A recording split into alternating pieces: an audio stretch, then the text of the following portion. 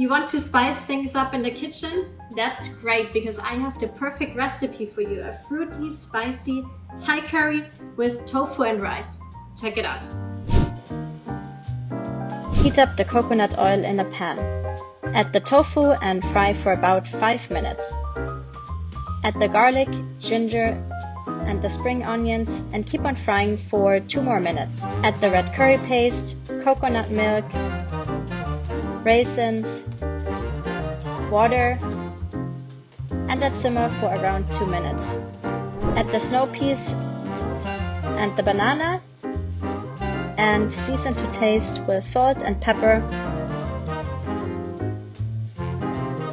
and additional spice with red chili flakes. Scatter with raisins and spring onions.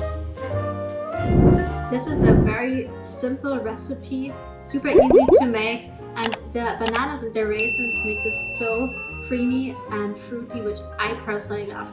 So guys, enjoy and until next time.